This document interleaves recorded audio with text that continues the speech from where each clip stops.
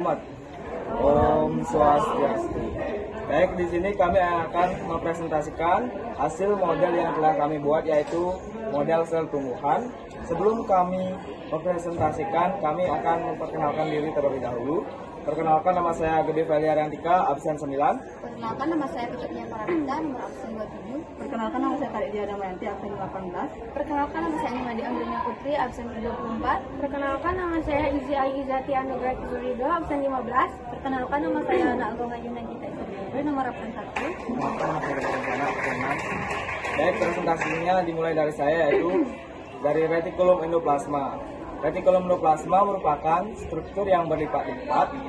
Retikulum endoplasma dibagi menjadi dua, yaitu retikulum endoplasma dan retikulum endoplasma halus dan retikulum endoplasma kasar. Retikulum endoplasma kasar merupakan tempat dihasilkan membran.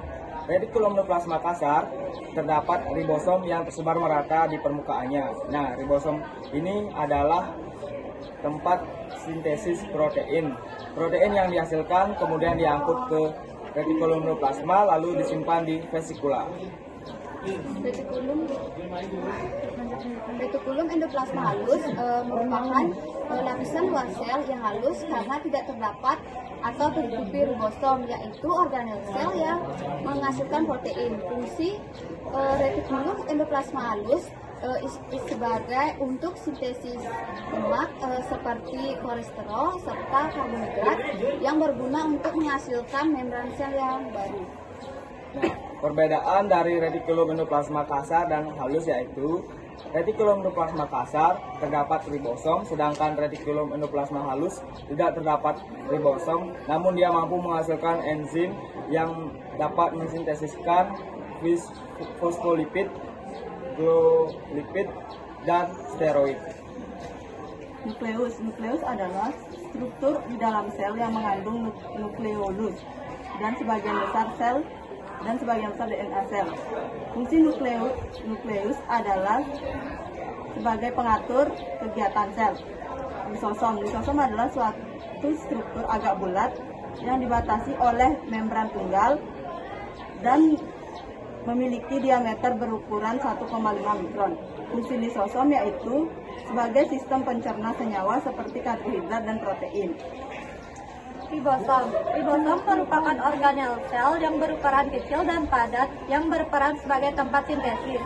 Fungsi dari ribosom adalah melakukan sintesis dalam membran sel.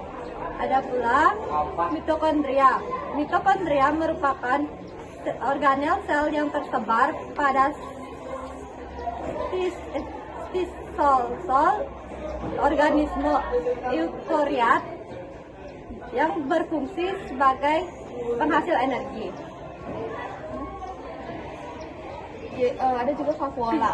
Vakuola adalah organel yang dibungkus oleh membran sel yang paling besar, terus berfungsi sebagai tempat menyimpannya cairan dan senyawa lainnya, contohnya seperti enzim.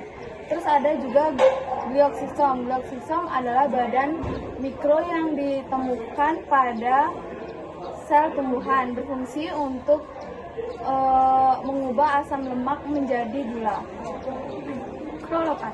Kloroplast adalah bagian dari organel seluler yang berada pada tumbuhan hijau dan protista yang berfotosintesis, berfungsi untuk menghasilkan klorofil.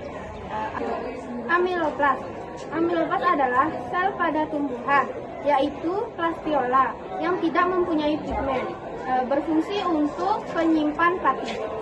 Ichthyosom adalah sekumpulan ruang kecil yang bentuknya bertumpuk. Ichthyosom berguna sebagai alat sekresi protein. Sekian dari presentasi kami. Jika ada salah kata, kami mohon maaf sebesar-besarnya. Kami tutup untuk para mesanti. Om Santi Santi Santi.